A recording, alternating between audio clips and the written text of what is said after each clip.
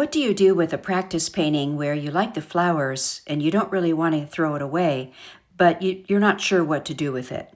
Here's a practice sketch I did of some purple flowers, and when I got finished with them, I just loved them, and it was really just practice. It's not even a good composition, but I decided to take it a little further and get some more color in there and maybe fix the composition a little bit. What really bothered me is there were only 4 flowers, and you know the rule. It's better to have an odd number of objects in a painting. So I thought I would add one more little flower. So I went ahead and did that, trying to match the purple color that I had used before. Generally, I use the same mix for when I mix purple like that, so I couldn't have been too far off, and I think it looks okay. And I just stuck a little flower in there. At least I got 5 flowers in. But then I needed to get some more darks in to really emphasize what I wanted to emphasize in the sketch. So the first thing was, I really like the centers of the flowers. I think they really stand out, but some dark around the centers would make them stand out more. So I carefully added some dark. I used quinacridone burnt orange and carmine, a combination of those two. Any colors like that would work. And once I did that, then I added a little bit of yellow to the background just to get some lighter greens in there as I start adding more color. I wanted to keep some of the white paper. I like to keep white in my sketch, in any of my paintings. And I'm not sure I did a good job of that here, but I really needed to get more darks in to make those flowers stand out more. So that was my objective here, getting the light color down first, then mixing up a nice dark green, and I used Winsor blue, a combination of Winsor blue and quinacridone burnt orange to do that. You could use burnt sienna instead of quinacridone burnt orange as well. And that just makes a nice dark green, but it is a very staining color, you should know that. It's very hard to lift. So here I'm using my silver brush, black velvet dagger brush. It's a 1/4-inch dagger, and it's real floppy, so it's a nice way for me to paint that foliage. Just kind of loose strokes, and I just dance it around and get that loose look of some background foliage. And then I can get up close to the petals with that too, since it has a nice pointy tip, and get some dark up where I want to get the dark. It's best to get the dark up close to the flower petals, and then as you move away from the flower, from the petals, make your background color a little bit lighter. So dark up against the petals, and then as you move out, blend it with water to get it a little bit lighter going out toward the edges, so that you don't cover up your whole background with really dark paint. And this way it calls attention to what you want the viewer to look at. You can notice where I've put the dark in up against the petals, that's where the eye goes. And so what you're really doing is directing the eye to go to where you want it to go. So I'm carefully working around different petals, getting in the dark color where I want to emphasize. And one thing I might mention as I do this, you won't always see me do it, but I have found that it's best to wet the area first that you're going to, if you're going to put some dark color up against a petal, go in first and just wet that area a little bit. And then when you put that color down, it bleeds out. And you don't have to make it any particular shape. You just need to get some dark color up against the petals. It could just be a spot of dark paint. And then you can pull some of it out, rinse your brush off, pull some of that color out with water, with just water on your brush. And that gives it a really nice look. And I can see a really big difference in the 2 colors. For the first flower that I did, it looks more blue. The foliage looks more blue, and up above it, it's more greenish yellow, so I'm going to have to go in and balance that out later on. But that doesn't really bother me too much for now. Same idea, going around the petals and pulling out some foliage, keeping the darks up against where I want the viewer to look, up against the flower petals, and blending it out with water as I go. The other thing you can notice is that I leave some soft edges. So where I get right up next to the petal and paint the dark next to it, that's a hard edge. But then you'll see, like there on that flower where it's going off the bottom of the page, that's just a nice lost edge, and that's a really nice effect. And the way you get lost edges is by using a lot of water when you paint the flowers. Then you can go back in and highlight the petals that you want to highlight and put some hard edges in. But to get soft edges, you need a lot of water. And I think I've covered that in some other videos that I've posted, and I'll be talking more about that in future videos as well. So now I'm going back to work on that bottom flower and maybe balance out the color a little bit so it doesn't look so disconnected from the top part of the painting. There is something I'm just fixing. I had lost one of the petals on that flower I put in, and just going back to fix that. And already I can see that I have covered up most of the white on my page, which I'm not happy about because I really like to leave more white than that, but it's a small piece of paper, and I guess it's the best I could do just to get enough color in there to call attention to the flowers. Just continuing to work around and deciding where I need more dark emphasis up next to the petals. Shape, and you can see how I shape those petals as well when I do that. When I get the dark up next to the petals, if the shape needs fixing, that's when I can fix it with the dark color. And I've switched brushes just to, I think that's my number 6 brush. It's a Princeton brush, just to get some of that darker color in. That gives me a little more control than my floppy silver brush does.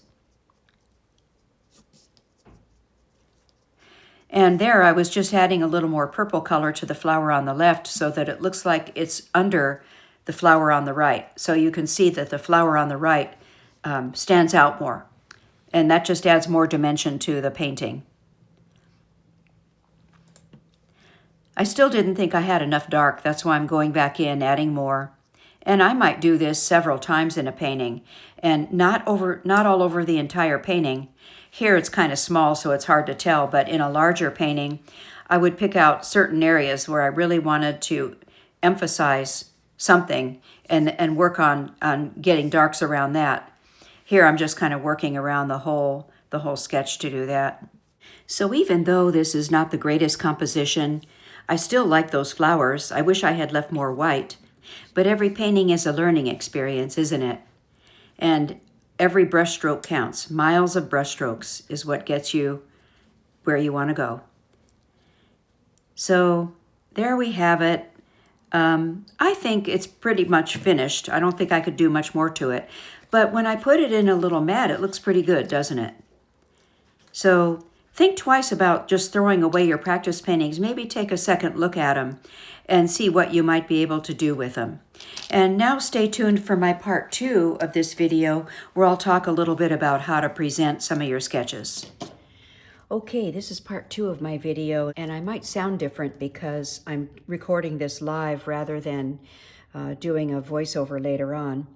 I wanted to show you that I did just a little bit more work to this painting, really just to darken up some of the areas around the flowers, mainly in through here and here. I just didn't think I had it dark enough, and I wanted to call a little more attention to the flowers there. To be honest, I think I overworked it. And also, to be honest, I loved these flowers, and I really liked it when there was a lot of white around them. So by going back and working on them, I lost all that beautiful white that was on the paper. That's always the danger of going back and working on a painting, is you may not like the results. But it was just practice to begin with, so really nothing lost. And even though it's not my favorite painting, I still like the flowers, and it's kind of a weird composition. I just know if I gave that to somebody, they would like it. So it doesn't always have to be just perfect. And it looks pretty good when it's in a mat, doesn't it? Anyway, I wanted to show you that. And then I had a question from my last video that someone posted asking about framing. And I know I talked about framing already in the last video, but her question was about how can you find a mat for a square size smaller than 4 by 4 inches? Well, that's getting down pretty small. So I wanted to show you, other than going to an art store and having them cut you a mat, which they will do, but it's more expensive that way, like Michael's or some art store would do that. But here's what happens.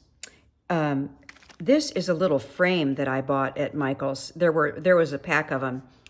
And my idea was, oh, I'll paint a bunch of these little ACEOs. I'll show you that in a minute. Anyway, a really small size piece, and put it in these little frames. So an ACEO card is 2 by 3.5 inches. So you can see this here. So you lose quite a bit of it when you put it in a frame. It's really small to begin with, and then when you frame it, it's even smaller. This looks kind of cute. I've never really done anything with it. I just kind of put it away, but it is kind of cute. But just be aware of that. But the other thing you can do with ACEOs, and if you don't know, ACEO, I can't remember what that stands for. They're also called ATCs, Artist Trading Cards. They were really popular like 20 years ago, and I know people still use them. And a lot of artists just work on this size and sell them that way on eBay or whatever. But the only company I'm aware of that makes them is Strathmore. Although you can cut your own, it's 2 by 3.5 inches. So you could definitely cut your own. Or maybe it's 2.5 by 3.5 inches. Oh, here, well, that's just the outer piece. Somewhere here I have, here's the Artist Trading Card itself. And it is 2.5 by 3.5 inches. This particular one is assorted papers. Vellum, Bristol, smooth Bristol, some canvas, etc. So you may not want that. What you would want to look for is watercolor paper of some kind. I don't think I had, oh here, I do have one of those. This is what the watercolor one looks like. And I believe they still sell these in your local craft stores like Hobby Lobby or Michael's. And as I said, it's made by Strathmore. And so these are the little pieces of watercolor paper that you would paint on. And then the other thing that Strathmore sells are frames. And I think you can also buy these on Amazon or something like it. So the idea is you could, like, this might be nice for a little gift or a birthday card or something. It comes with these little card frames, I guess I'll call it. You could write a little note on the card. And then I think this slips in. If I can find out where it slips in. They all slip in different spots, sometimes from the top, sometimes from the side. I can't really tell on this one. Anyway, I don't want to take the time here, but it slips into into the frame. So then you have a matted little tiny painting. Although it's only paper, it's not hard like a regular mat. You know, it's not this kind of stuff. It's just paper. Watercolor paper. But I wanted you to know about those. But there are other things you can do too with these small sizes. And I wanted to show you that. Okay. I think I've talked about these before. Oh, here. No, I don't think I did. This is a little bit bigger. I think this is 3.5 by 5 or 3 by 5. And these, I believe I got this at Michael's. And it has a magnetic back. And then it has a plastic sleeve that you put your little painting in. And so you could put it on a refrigerator, like a refrigerator magnet. It's kind of hard to get out. I'm not going to fiddle with that. Anyway, you could still give that as a gift to someone too, or use it for yourself to put it on a magnetic surface. So that's a nice option. And they do make those in the smaller sizes too. Here's one that, again, this is from Michael's, and I guess it's not open yet. I was gonna stick this in, but it's not open. But you can see the little ACEO or Artist Trading Card would just slide right in there. And then it has the magnet on the back of it that it can become a refrigerator painting. Also, oh, that's just more of the Strathmore cards. And these I talked about already, the larger 4x6 envelopes, envelopes and cards. This is a card. Let's see. These, by the way, are clear bags, and you can buy these now. You can buy them anywhere, but they're great for keeping your paintings nice, or like when you have a card like this, storing it. But whenever I have a painting finished that I want to keep, I store it in a clear bag. They're acid-free, so it protects them. This I talked about already, but I'll show you again. It's just like a greeting card or a note card, and you can slip a painting in to the front of it, or a print. A lot of times I'll do a print and put it in. And wouldn't that make a nice birthday card for someone or something? And the nice thing is, then if they want to keep that, they can slide it out and actually go to the store and buy a frame that has a mat, a real frame with a mat, and then preserve it that way. So that's a nice thing to do too. And this, I wanted to show you this because this is just, I know this is a print, and I do this quite often. I have an Epson printer, and Epson is known for doing really good quality prints. But if you don't have a really good color printer, you can even go to your local Staples or FedEx store or like any of those pack and mail places, that kind of thing. And if they have a color printer, they'll make prints for you. So a lot of times I'll do a print like this, and I just put back, this is just foam core that I bought at Michael's. It's acid free. I cut it to the size I want. This is a 5x5 mat, and I think it's what I don't like about it is the outer edge is 7 by 7 inches. That's an odd size, so it's hard to find a frame.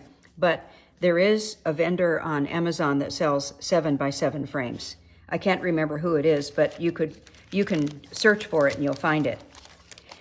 So that's another thing. You don't always have to give out an original painting. You can always make prints, and in the case of doing something like a Christmas card, you can do one painting and then make copies and send those out. This is just more mats, and I think these are the 5x5. 5x5 opening, but the 7x7 outer edge. A better size would be the 5x5 opening with an 8x8 outer size, because that's a standard size, and I know Michael's sells frames for that in their store, and probably Hobby Lobby does too. So think about that when you're sizing your paintings. Sometimes those odd-sized paintings are expensive to frame. Here's another one. I have a large supply of 5x7 mats. That's a 7x5 opening, and clear bags. And this is a print. I sold the original long ago, and I could kick myself for having sold the original because this has turned out to be very popular, but I still have I own the image. And I keep these 5x7 mats, and I enclose my paintings in them, and then I put them in a clear bag. And even if you don't frame it, it's a nice way to display it, just in your studio or whatever, or just keep them that way. And I even do that with some of my little line and wash paintings. This is a line and wash sketch I did, and I thought, oh, that would be cute. I made a print of it and then put it in the mat and in a clear bag, and it looks really nice. So anyhow, when you get down to these small sizes, just remember that if you want to mat that, you're going to take away at least a 1/4 inch on each side of the painting, and for something this small, that's going to take away a lot of the painting. So just a word of caution there. Anyway, I hope you found this information helpful. And if you have more questions about matting or framing, just leave a comment below and I'll respond to whatever questions you have. And thanks so much for watching. I really appreciate it. If you liked it, think about subscribing. Thanks again.